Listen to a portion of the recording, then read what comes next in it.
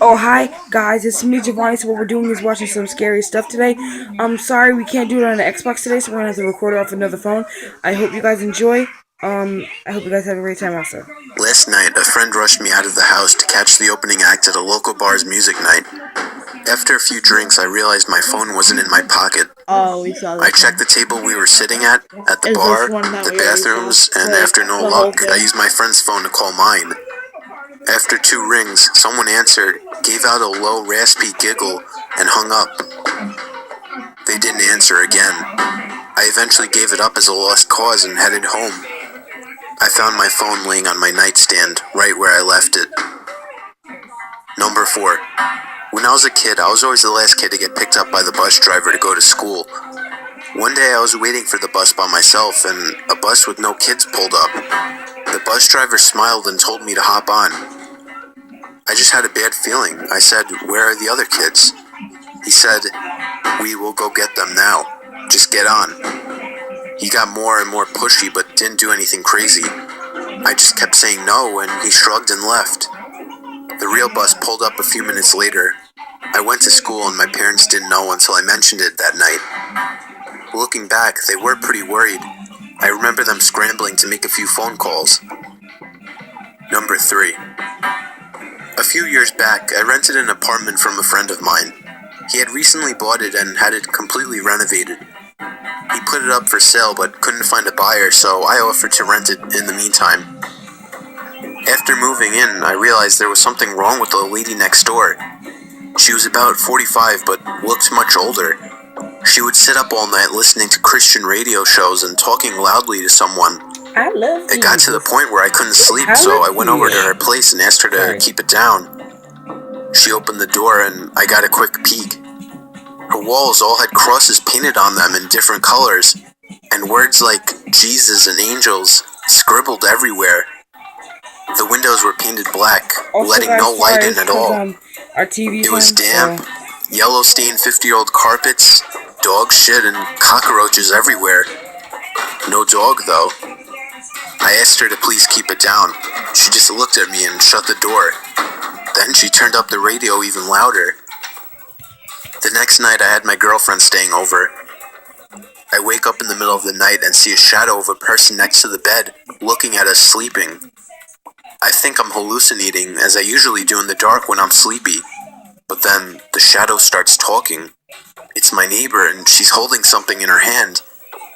She broke in during the night, and who knows how long she stood there.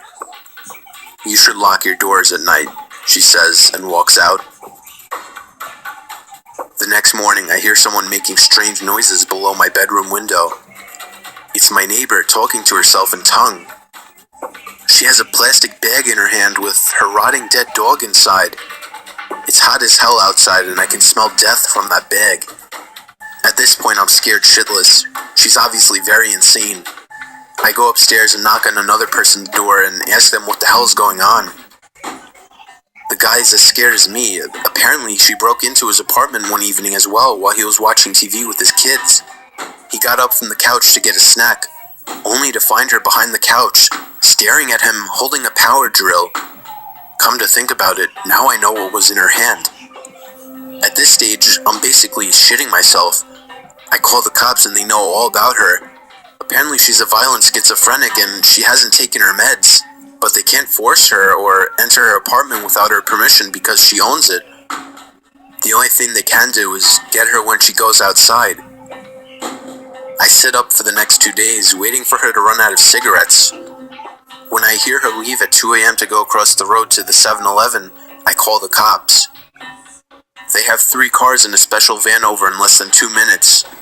They restrain her and throw her in the van and drive off to some institution, and in less than a minute, it's like she was never there. I never see her again. Still have nightmares about her looking at me in my sleep. Number 2. I was about 15 minutes from finishing the night shift at work when there was a massive crash on one of the windows in the office, so I get up and go check it out. Someone has thrown quite a sizable rock through one of the windows on the front of the building. This is made especially weird because I'm working in the industrial district at 11:30 at night with none of the other businesses open. I go back to my desk, put a quick call through to security to let them know, and decide to head home. As I'm leaving the building, I'm freaking myself out about it more and more and end up running to my car, getting in and taking off. I'm almost home and I've started to calm down a bit when I realize that I didn't unlock my car when I got in. It had been unlocked the whole time. I do a quick check with my hand in the back seat for any possible murderers that might be hanging around there, but there's nothing there. Fast forward about 30 minutes. I've called a friend of mine who says he's out drinking, so I decide I'm going to join him. I jump on my bicycle and start riding over. I'm doodling along the road on my bike. It's a nice night and I'm in no big rush, just enjoying the moonlight when I hear someone riding behind me. I straighten up and stick to one side of the road. He passes me really slowly, and when he's right beside me, he shoots me a smile, and I can describe it as purely insane. I kind of flinch and am taken aback as he rides on. That's when I realize he's riding my mom's bike. Needless to say, I sprint the hell home.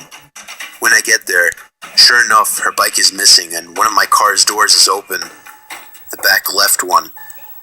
I was driving and had no need to open that door. Number 1. I worked at a campground on night shift, 12 a.m. to 8 a.m. Sorry guys, that's gonna be the video for today. See you guys later, and bye.